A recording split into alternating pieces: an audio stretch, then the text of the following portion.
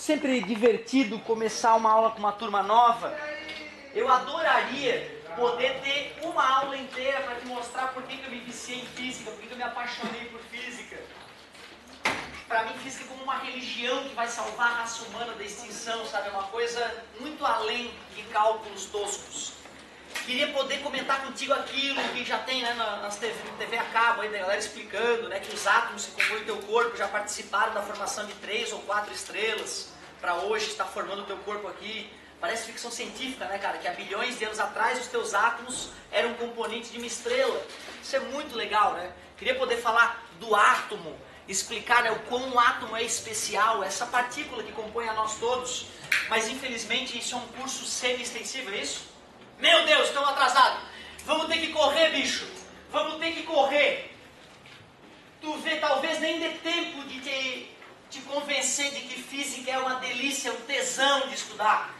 Mas talvez o fato de eu achar isso contamine um ou outro. No Brasil nós precisamos de 60 mil professores de física hoje.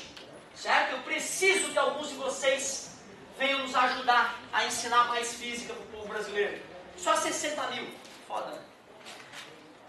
Cara, a câmera, eu vou gravar 100% das aulas, eu não tenho tempo de editar. Toda a alegria e desgraça que acontecer aqui vai para o YouTube, sem edição. Tu vai poder ver e rever 1000 vezes se for preciso. Xingar lá nos comentários, mostrar pro teu pai, reclamar da qualidade. É para isso que serve, né, essa encrenca toda. Para que o cliente possa reclamar à vontade e me ajudar a melhorar. Só tem um pequeno problema. A maneira como o vídeo vai estar nomeado. Como eu não tenho tempo de organizar o meu canal, tudo bonitinho, a câmera vai colocar o nome dessa aula assim, ó, 2015, por motivos óbvios, 08, motivos óbvios, 03, o dia de hoje. Que horas temos? Alguém tem horas? Horas, minutos? 8h15? Então vai aparecer 20, eu liguei a câmera uns 2 minutos atrás, 13 minutos, e aí vai aparecer quantos segundos tinha na hora que eu liguei a câmera. Ou seja, tem o mês, o dia, a hora, o minuto e o segundo em que a porra da aula começou. Se tu anotar a data, entendeu? Tu acha o vídeo. Aonde que tu acha esse vídeo? Tu vai lá no YouTube e bota o nome do canal ou o meu nome. O nome do canal é mais curto, ó. De Otávio L6 se escreve. Meu nome é Otávio, tá? O Czinho ali é frescura. Ladinho. Meu nome, Otávio Ribeiro de Castro. Se tu botar o meu nome no Google, lá tu acha coisas legais e tristes. Certo, meu querido? Até o final do ano eu pretendo colocar nome nessas aulas. Aí aqui, no lugar dessa coisa bizarra, vai aparecer Introdução à aula 1. Vocês são o semi-noturno Chapecó. Então, futuramente eu devo organizar os nomes, mas não agora. Minhas físicas. Qual é o material que vocês estão usando? Que material? Deixa eu dar uma olhada. Ah, tá. Show. As minhas físicas para vocês, então, neste material, eu devo trabalhar cinemática com vocês, que é bem o comecinho da matéria. Cinemática é o que eu vou começar a trabalhar com vocês. Cinemática, meus queridos, é a parte da física que estuda os movimentos, querendo descrever os movimentos, ou seja, descreve os movimentos. Esse é o objetivo da cinemática, descrever movimentos.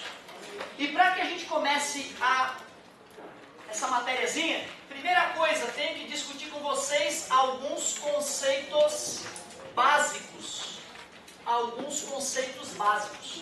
Os conceitos que nós vamos discutir serão referencial,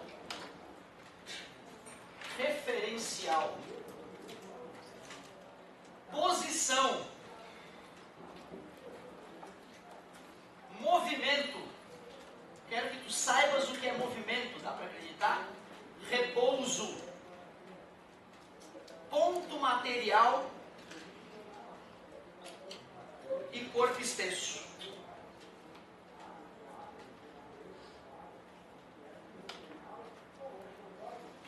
Trajetória, faltou um, trajetória.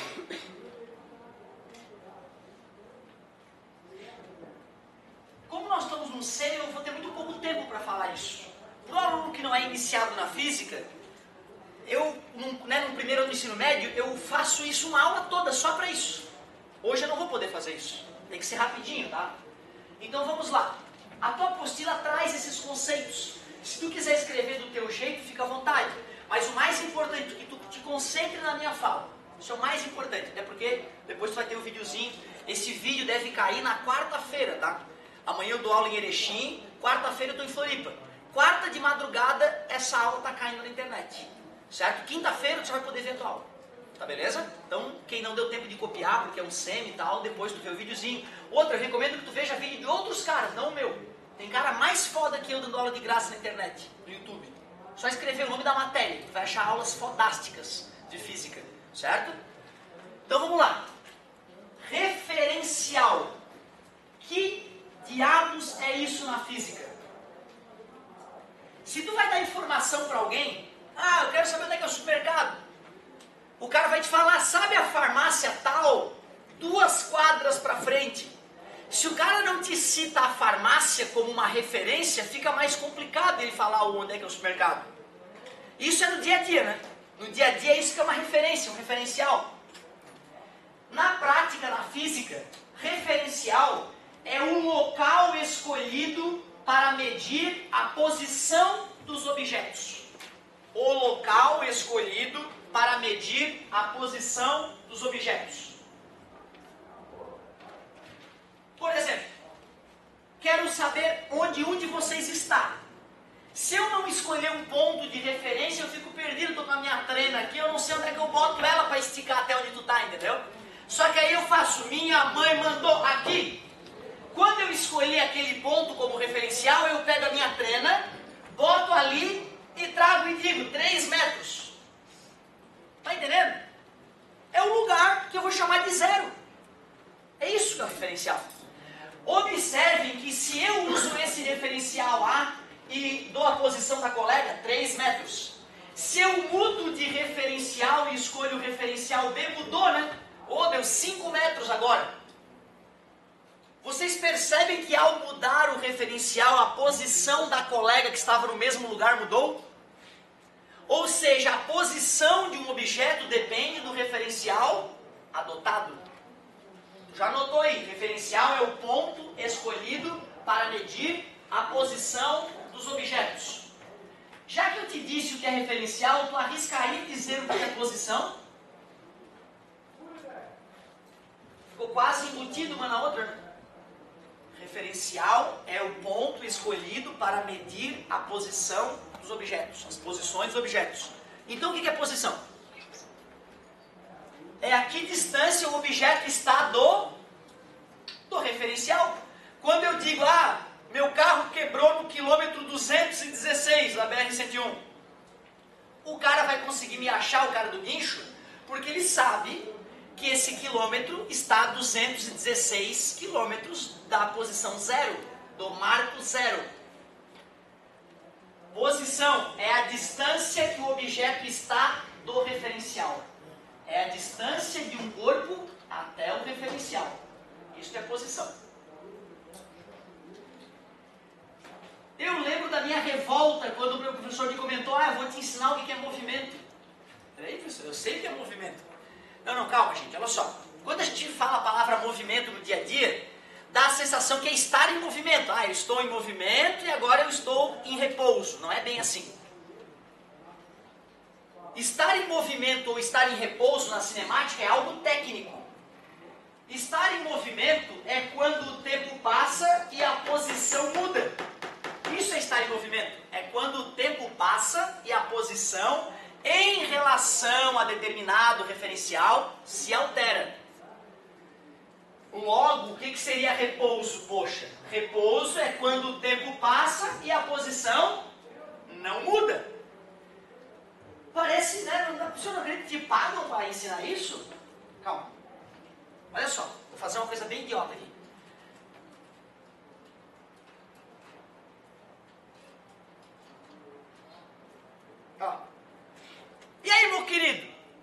movimento ou estou em repouso? O que tu acha? Estou em movimento ou em repouso? Depende do referencial. O cara está coberto de razão. Eu não sou só maluco para ter colocado a tampa da caneta na orelha.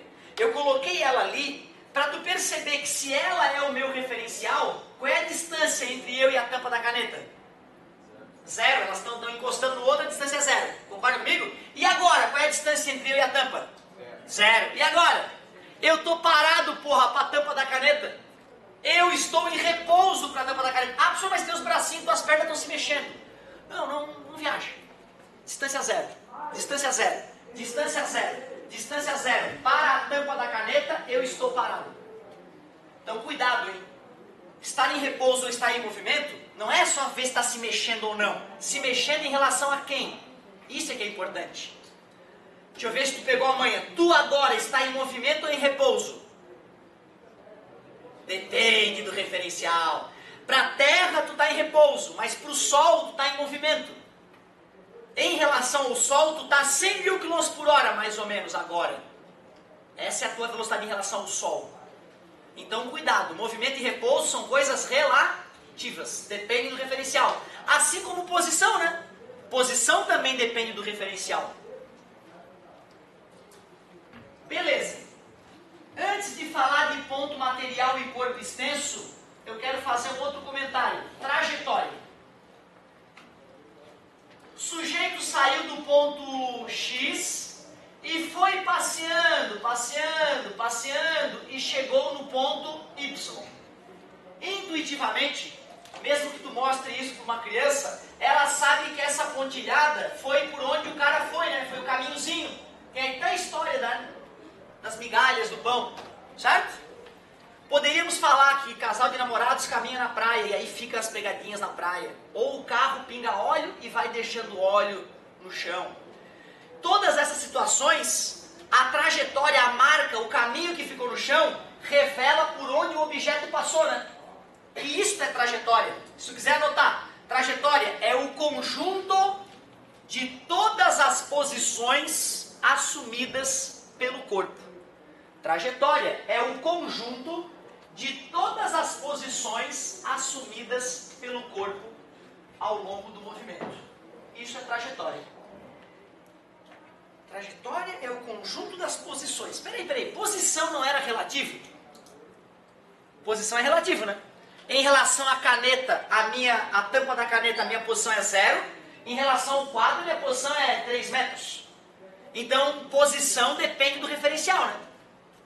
Se trajetória é o conjunto das posições, tu acha que trajetória é absoluta ou relativa? A trajetória depende ou não depende do referencial?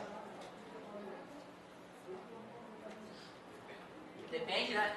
Se trajetória é o conjunto das posições e posição depende, então trajetória depende também, certo? Vou provar. Ó, quando eu largo a tampa da caneta dessa maneira, pra mim a caneta só desceu. Eu tenho a sensação, olhando daqui, que a caneta simplesmente fez isso, ó. Trajetória retilínea. Vocês olharam algo um pouco diferente. Deixa eu ver mais ou menos o que vocês viram. Vocês viram a coisa caindo curvilíneamente, né? Parabolicamente, enquanto eu vi caindo reto. Então, com certeza, a trajetória depende do referencial. Ponto material e corpo extenso. Ponto material e corpo extenso. Vamos ver o que é isso. Pensem assim, meus queridos. Eu tenho uma ponte. Essa ponte tem 200 metros. E tem dois caras que vão atravessar essa ponte. Tem um trem de 300 metros que vai atravessar essa ponte.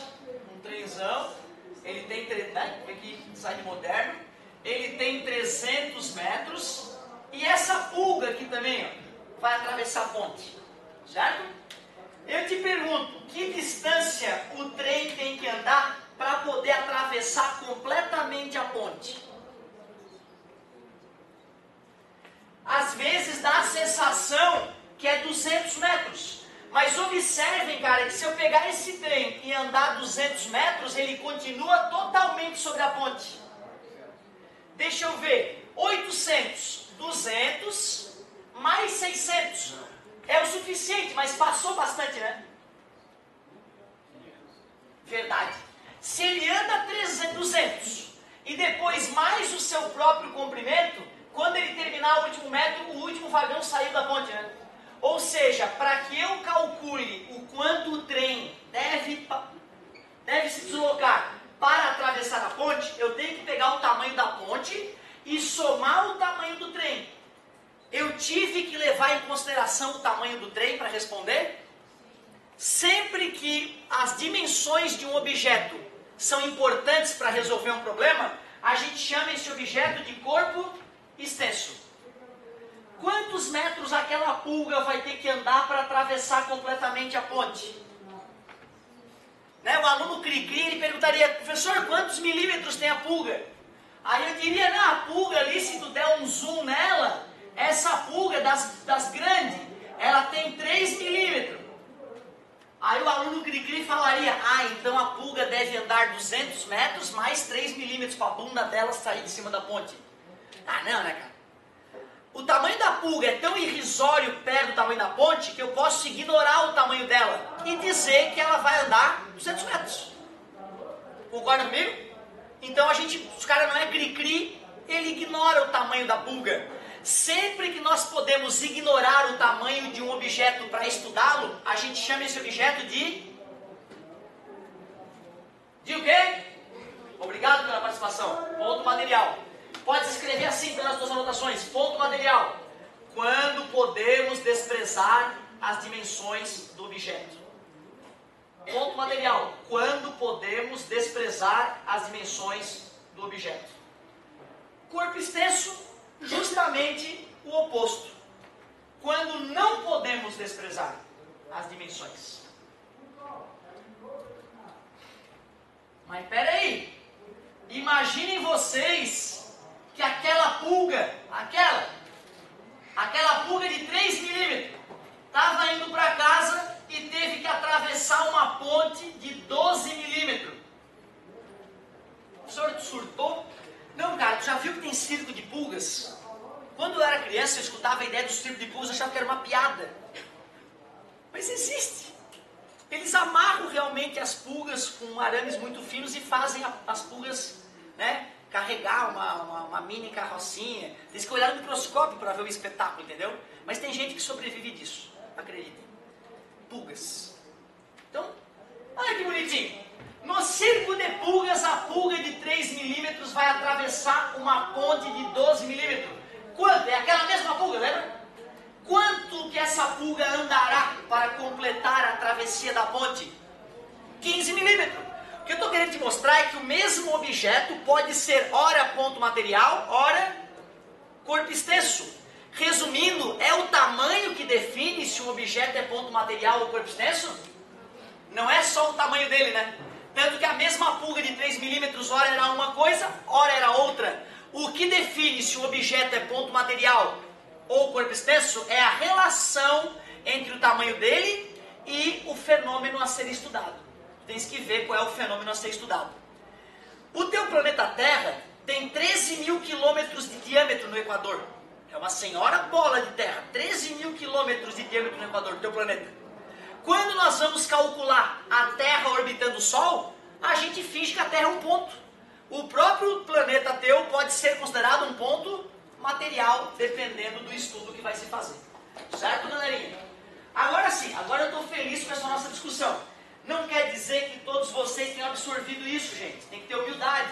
Seria legal tu dar uma revisada nisso amanhã e depois de fazer exercício, amanhã também o ideal, né, fazer uns exercícios. Na semana que vem, tu olhar aqueles nomes e ver se tu consegue lembrar de cabeça cada um deles. Aqueles que tu falhar, tu dá uma revisadinha para não dar sopa pro azar. Agora que nós discutimos alguns conceitos básicos, vamos para uma próxima etapa.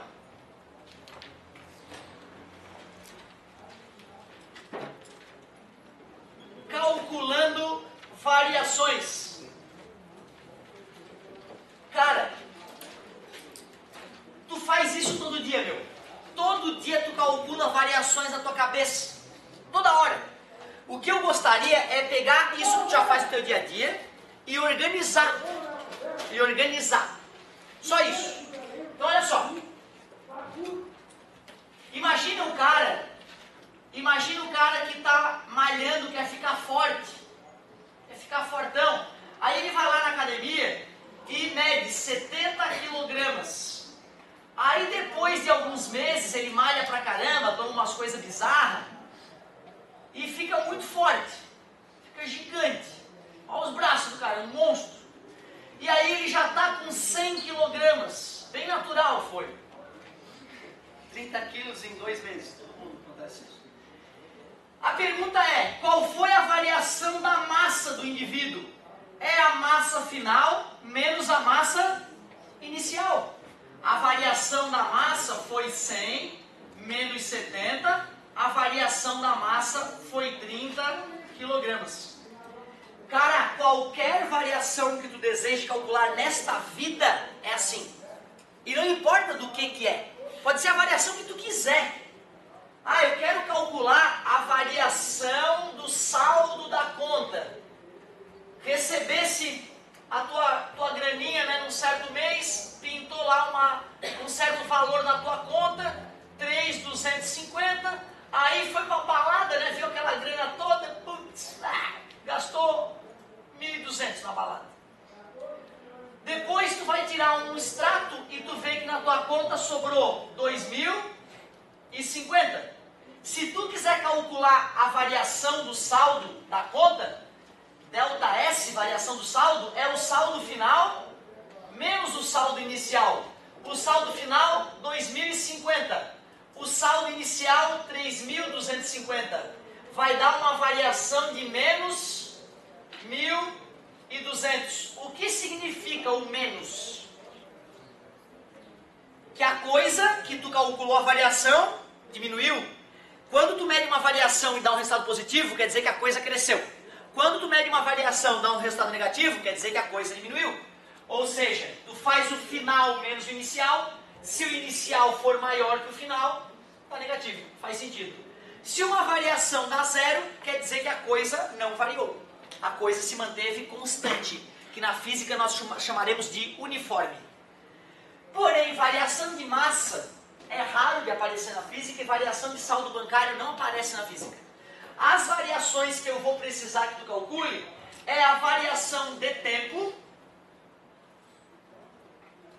variação de posição, isso eu vou precisar, variação de velocidade. Eu diria que para a aula de hoje essas são as variações que eu quero que tu calcule. Inacreditável, uma variação de tempo é o tempo final. Alguém? Obrigado. Garoto. Variação da posição. A maioria usa S de space, a maioria dos livros usa S de space, para inglês ver. Eu sou tupiniquinho, prefiro D de distância. Delta D é a posição final menos a posição inicial. A distância até o referencial final menos a distância até o referencial no início. D de distância. Que a pessoa não gosta de X. Posso usar delta X? Pode. Delta X, delta S e delta D. São as letrinhas mais famosas para posição. Velocidade. Agora é contigo. Variação como é que é o nome daquilo ali? A garoto. Delta V. Velocidade final menos velocidade inicial. Para não ficar escrevendo F e I, eu posso não escrever nada no final e escrever um zerinho no inicial. Muito comum, em vez de ficar F e I, que fica às vezes chato de fazer, tu chama um de só a letrinha e o inicial tu bota um zerinho para lembrar que é no início. Fica elegante também. Ó. Nada demais, né? Cálculo de variação. Como é fácil calcular uma variação nessa vida? E agora, a gente pode começar a ir para uma situação um pouco mais divertida.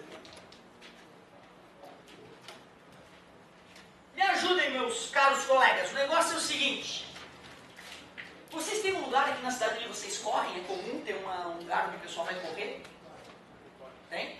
Tem um parque e lá tem as posições da pista de corrida marcada? Tem? Que bom. como é o Ecopark.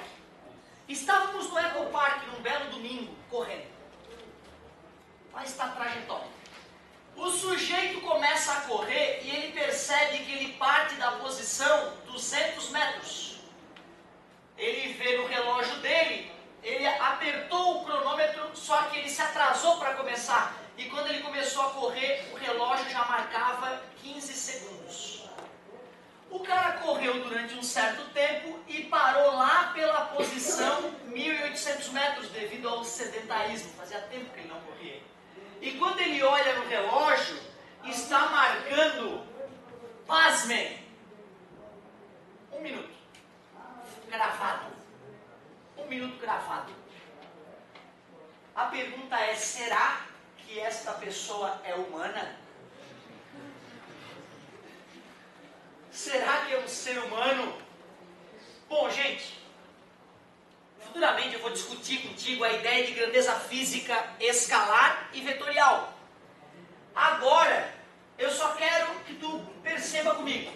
Uma forma inteligente de medir a velocidade com que esse cara está caminhando é simplesmente fazer a variação da posição com a variação do tempo.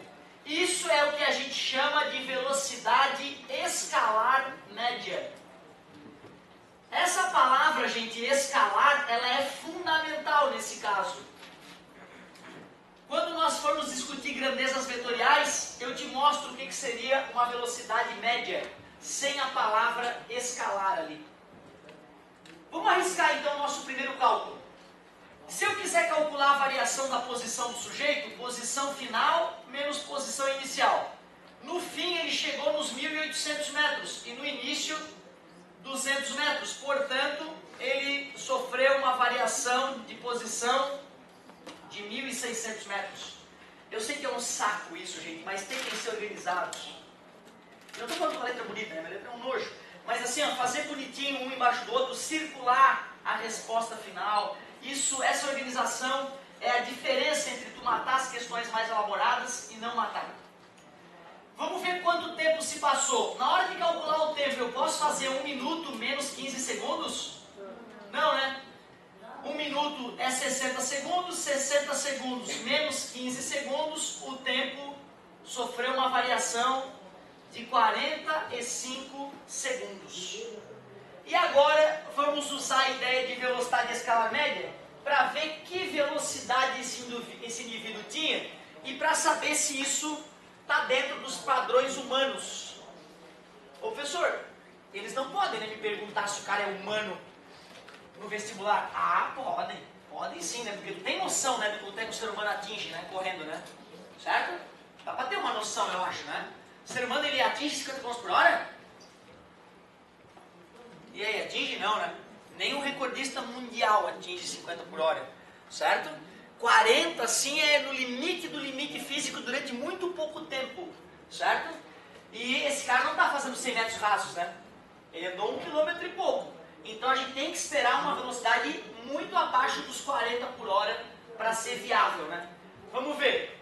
Velocidade escalar média, variação da posição, 1.600 metros. Variação do tempo, 45 segundos. Velocidade é igual, eu vou dividir por 5 em cima e embaixo primeiro. Dá 120 mais 200, 320, divide por 5 dá 9. Beleza? Velocidade é igual, agora eu vou fazer a divisão. 320 dividido por 9. 4 vai estourar, 3 vezes 9, 27, sobra 5, abaixo 0, quanto? 5, 45, sobra 5, vírgula abaixo 0, e dízima periódica, 35,555 metros por segundo. Alguém lembra como é que a gente converte metros por segundo para quilômetro por hora? Multiplica por 3,6. Alienígena. Alien. O cara é um alien. Sem dúvida. Isso é totalmente fora dos padrões aceitáveis para um ser humano. Em vez de multiplicar a dízima periódica, meus amigos, eu vou multiplicar aqui em cima, ó. Se eu fosse multiplicar por 3,6 ali em cima, tu concorda que 36 dividido para 9 dá 4? Aí eu só multiplico por 0,4. 32 vezes 4, 128. 128 km por hora. Como é que vai ser humano, né? Ó? Não tem jeito. Com certeza. Deixa eu alterar o formato da cabeça ali. Pra vocês perceberem que não é um alienígena. Nada demais, né, cara? A única coisa bizarra aqui nessa questão é o alienígena. Fora isso, é tudo palpável, tudo honesto. O senhor não acredita em alienígenas? Eu acredito, mas não que eles nos visitem. Certo? As distâncias entre a Terra e o resto do universo são quase fisicamente insuperáveis.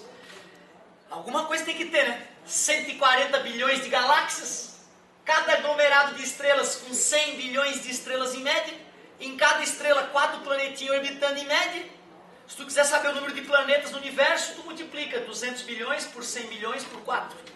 Aí tu começa a ver, né, que alguma coisa tem que ter, né, em algum lugar. Não estou falando de ETzinho, né, verdinho, inteligente, né, que vem nos visitar, mas alguma coisa tem que ter. Bizarro. Cara, só com essa ideia de velocidade média tem um monte de questão legal para a gente poder trabalhar. Se eu quiser deixar essa fórmula mais poderosa, olha o que eu poderia fazer. O que é ΔD? ΔD é posição final menos posição inicial. O que é ΔT? Tempo final menos tempo inicial. Tu concorda que quando eu vou analisar o tempo de um fenômeno, eu zero o cronômetro? Estou com o cronômetro na mão. Eu vou zerar o cronômetro antes da coisa começar, né? Eu não vou deixar acontecer aquela cagada ali, ó. Eu vou começar a correr. Correr. Não faz sentido. Tu entende o que eu digo? O natural, quando o experimentador vai observar um fenômeno com um cronômetro, é ele zerar o cronômetro no tempo inicial. Tu aceita então que na grande imensa maioria dos casos isso aqui vai ser zero? Se esse cara vai ser zero, eu posso eliminar ele da minha fórmula. Tá dividindo, passa multiplicando. E menos passa como? Mais, né? Só para deixar a fórmula bonita, eu vou escrever assim, a posição final é igual a posição inicial mais velocidade vezes tempo. Gente, da onde veio essa fórmula que eu acabei de escrever na frente de vocês? Veio de que ideia original? Deixa eu ver. Não, aqui. Veio dessa ideia aqui, né? Tu aceitas que essa fórmula faz tudo o que essa faz, então? Elas são a mesma fórmula, disfarçada. Só que essa fórmula vai nos ajudar a resolver problemas de forma muito mais fácil do que aquela. Então, ó, se tu quiser usar essa fórmula, fica à vontade. Mas tem situações que essa vai ser a fórmula ninja para resolver o problema. Ela tem até um nome importante, equação, porque tem sinal de igual. Horária porque envolve o tempo. Da posição porque ela informa a posição com o passar do tempo. Equação horária da posição. Olha por que ela é tão importante e tão poderosa. Vamos pegar uma situação menos absurda que a do alienígena. Vamos supor que tu esteja viajando. Para economizar combustível, tu deixou o carro numa velocidade constante e baixa para economizar combustível e não assassinar a família. 80 km por hora. E tu percebe que quando tu zerou o teu cronômetro, que tu quer cronometrar o tempo de viagem, bem na hora que tu passou no quilômetro, minha mãe mandou 40. Tavas no quilômetro 40, relógio, velocímetro 80 km por hora, passou na placa do 40, tu pá, começou a marcar o tempo. Aí eu faço algumas perguntas. Quando que tu vai chegar no quilômetro 680? Ou, poderia perguntar, depois de 7 horas viajando, aonde tu vai chegar? Eu poderia muito bem resolver a questão com a fórmula da velocidade usando o meu que é muito mais prático e confortável tu usar a equação da velocidade transformada, chamada de equação horária da posição. Olhe por quê. Primeira coisa que tu faria para matar essa questão é pegar essa equaçãozinha e montar ela para este carro. Posição final eu ainda não sei. A posição inicial é 40. A velocidade do cara é 80 vezes t. Cara, essa equação é um bicho. Ela me permite calcular a posição em qualquer momento ou saber quando o cara chega em qualquer posição. Por isso que ela é muito mais confortável do que usar a fórmula original. Vamos fazer a primeira pergunta então. Quando que ele chega em 680? Onde é que eu boto 680, meus queridos? Claro, é uma posição, é uma distância, mais 80 vezes t. Mais passa, só mais um pouquinho, e está multiplicando, passa dividindo. Está multiplicando, passou dividindo. Corta os zerinhos. 8 horas. 8 horas vai demorar para o cara chegar nessa posição. Se eu perguntar em 7 horas onde é que o sujeito está, tu pega a equação da posição e no lugar do tempo tu coloca 7. Simples assim. 40 mais 560, né? Que dá 600. Ah, claro, se em 8 horas era 680, uma hora antes, 600. Faz sentido. Então esse é o tipo de brincadeira que nós vamos, a partir do qual nós vamos avançar na aula que vem. Certo? Seria legal dar uma lida na tua apostila. Eu não faço a apostila ipsis literis, letra por letra. Mas eu adoro quando o aluno compara a minha aula com a apostila e fala, professor, aquela parte ali tu não comentou. O professor está falando da apostila, eu não entendi aquela vírgula ali. Eu adoro quando o aluno faz isso. E toda semana tu vai ter que tirar alguns minutos para física, cara. Para poder exercitar. E não só para física, matemática, geografia, tudo. Eu sei que é foda. Tu que é guerreiro, que deve ter trabalhado ao longo do dia para estar aqui estudando, já tira o chapéu para ti. Mas nós temos que ser mais guerreiro ainda e arrumar um tempo de fazer exercício. Se tu não fizer exercício, tu amarra meus punhos. Eu não tenho como te ensinar física. Agora, se tu fizer, palavra de honra, tu vai ficar com uma física razoável para passar no teu vestibular. Certo, meus queridos? Não usem drogas, usem preservativo e até semana que vem. Quero dúvidas na semana que vem, tá, meus amores? Valeu, galerinha! Até a próxima!